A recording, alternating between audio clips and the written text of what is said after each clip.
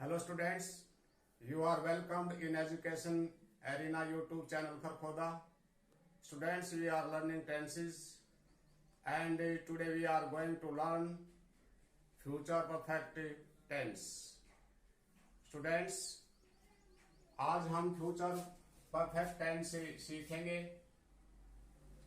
तो students, future perfect tense का use किस सिचुएशन में होता है, आइए एक एग्जाम्पल के द्वारा हम इसे समझने की कोशिश करते हैं. डियर स्टूडेंट्स, ये एक लड़का है और ये लड़का अब प्रेजेंट में है. ये प्रेजेंट में है और ये लड़का सोच रहा है और कि मैं कल शाम तक सभी एक्सरसाइज को दोहरा लूंगा. अर्थात ये बच्चा जब प्रेजेंट में खड़ा है और ये प्रेजेंट में यानी कि अब ये प्रेजेंट में है और ये सोच रहा है कि कल शाम तक मैं अपनी सभी एक्सरसाइजेस को रिवाइज कर चुका हूंगा. तो स्टूडेंट्स, जब कोई कार्य फ्यूचर में कंप्लीट हो चुका होगा उस स्थिति में फ्यूचर परफेक्ट टेंस का यूज होता है. और देखिए स्टूडेंट्स, ये लड़का सुबह उठा 6 बजे, तो इसकी मम्मी ने कहा कि बेटा आज घर में पूजा है, हवन है और आप स्कूल लेट जाना. तो स्टूडेंट्स, इसका स्कूल 8 बजे लगता था और इसकी मम्मी ने इसे 6 बजे कहा कि बेटा स्कूल लेट जाना. तो ये 6 बजे सोच रहा है 8 बजे के बारे में कि 8 बजे जब मैं स्कूल में जाऊंगा तो उस समय मेरे सभी दोस्त स्कूल जा चुके होंगे, चपरासी घंटी बजा चुका होगा. तो इस सिचुएशन में फ्यूचर परफेक्ट टेंस का यूज होता है.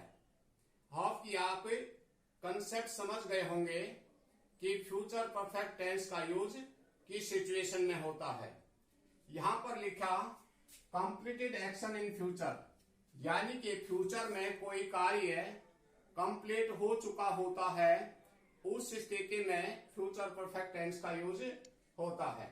और इसकी पहचान है मुख्य क्रिया के साथ चुका होगा, चुके होंगे, चुकी होगी, लिया होगा, दिया होगा, ली होगी, दी होगी, की होगी आदि जो है वो हिंदी के सेंटेंस के लास्ट में पाया जाता है.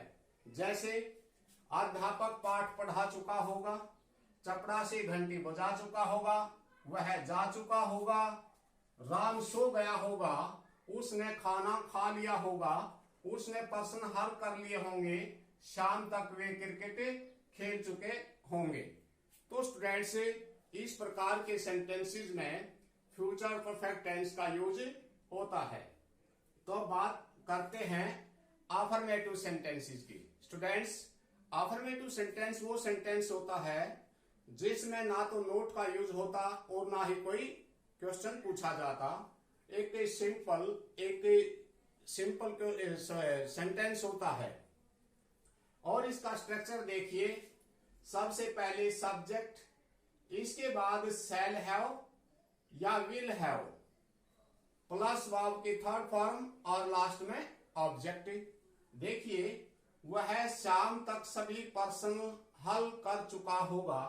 तो डियर स्टूडेंट्स, वह he will have solved, verb की third form, all the questions by evening, शाम तक. तो डियर स्टूडेंट्स, देखिए तक के लिए जो यूज हुआ वो टिल ना होकर के बाई यूज होता है. बाई का प्रयोग होता है तक के लिए. ही will have solved all the questions by evening, शाम तक वह सभी प्रश्न हल कर चुका होगा. तो डियर स्टूडेंट्स, नेगेटिव सेंटेंस देखिए, सबसे पहले सब्जेक्ट, इसके बाद विल नोट हैव या शैल नोट हैव, अर्थात नोट जो है वो विल हैव के बीच में आएगा या shall have के बीच में नोट आएगा। इसके बाद verb की थर्ड फॉर्म और लास्ट में ऑब्जेक्ट। देखिए he will not have, तो डियर स्टूडेंट्स ये नोट जो है will और have के बीच में आया। he will not have solved all the questions by evening।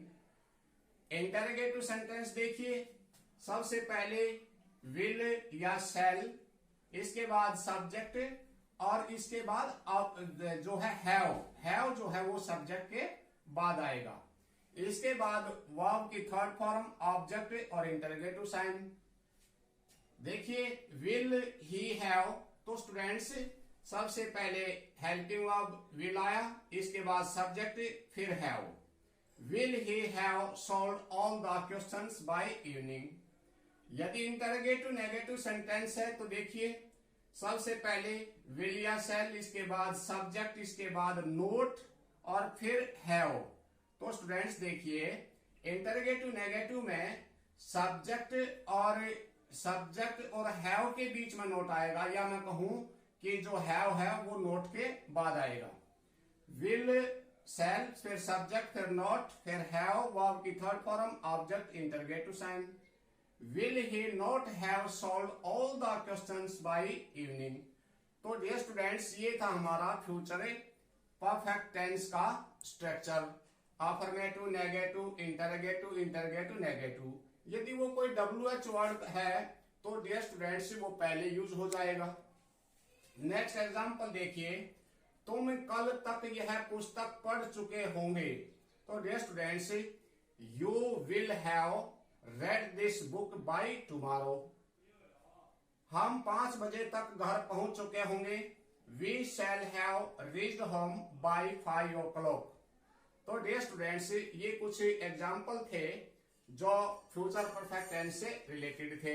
अब इस तरफ आइए, यहां देखिए स्टूडेंट्स, वर्षा आरंभ होने से पहले राम स्कूल पहुंच चुका होगा।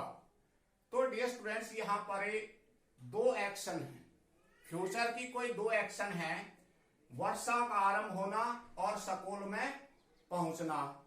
तो देखिए यहां पर जो 2 एक्शन है फ्यूचर की, इनमें से कौन सी एक्शन जो पहले होती है कौन सी एक्शन बाद में होगी, ये एक समझने की बात है स्टूडेंट्स। इससे पहले भी हमने इस टाइप के सेंटेंसेज जो है पास्ट परफेक्ट टेंस में पढ़े थे। मेरे स्टेशन जाने से पहले गाड़ी जा चुकी थी, मेरे स्कूल पहुंचने से पहले चपरासी घंटी बजा चुका था, डॉक्टर के आने से पहले रोगी मर चुका था।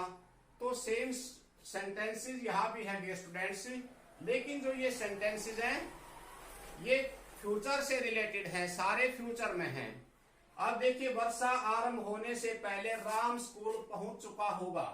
तो डियर स्टूडेंट्स इसमें जो कार्य पहले होगा, यानी फ्यूचर में जो कार्य पहले होगा वो आएगा फ्यूचर परफेक्ट टेंस में, और जो कार्य लास्ट में होगा वो आएगा प्रेजेंट इंडेफिनिट टेंस में। ये बहुत ही ध्यान देने की बात है students. Ram will have reached the school, students ये कार्य पहले हुआ है, ये कार्य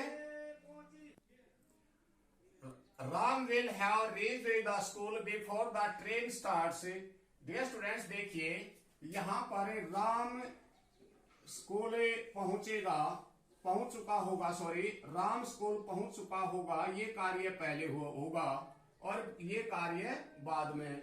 तो पहले वाले कार्य को हमने किया फ्यूचर परफेक्ट टेंस में, Ram will have reached the school before the rain starts. और एग्जांपल देखिए स्टूडेंट्स, मेरे स्टेशन पहुंचने से पहले गाड़ी जा चुकी होगी। तो स्टूडेंट्स फ्यूचर में गाड़ी जो है वो पहले कार्य होगा और ये कार्य बाद में। तो जो पहले कार्य होगा फ्यूचर में उसको फ्यूचर परफेक्ट में लिखिए, और जो कार्य लास्ट में होगा उसे प्रेजेंट इंडेफिनिट टेंस में लिखिए। The train will have left before I reach the station. Dear students ये प्रेजेंट इंडेफिनिट टेंस हुआ और ये हुआ फ्यूचर परफेक्ट टेंस। और देखिए सूर्य अस्त होने से पहले वे अपने घर पहुंच चुके होंगे। तो डियर स्टूडेंट्स वे घर पहुंच चुके होंगे, यू कार्य पहले होगा फ्यूचर में, यू बाद में। तो they will have reached their home before the sun sets. तो डियर स्टूडेंट्स ये हुआ फ्यूचर परफेक्ट टेंस में और ये सिंपल प्रेजेंट में। अध्यापक के आने से पहले छात्र कक्षा से जा चुके होंगे। तो डियर स्टूडेंट्स छात्र कक्षा से पहले जाएंगे, बाद में अध्यापक आएगा, तो ये कार्य पहले होगा, ये बाद में। पहले वाले कार्य को फ्यूचर परफेक्ट टेंस में लिखिए और बाद में होने वाले कार्य को सिंपल प्रेजेंट में। The students will have left the class before the teacher comes. तो डियर स्टूडेंट्स ये हुआ हमारा प्रेजेंट इंडेफिनिट टेंस और ये हमारा हुआ फ्यूचर परफेक्ट टेंस। तो डियर स्टूडेंट्स ये था हमारा फ्यूचर परफेक्ट टेंस। होप कि आप अच्छे से समझ गए होंगे। Thank you.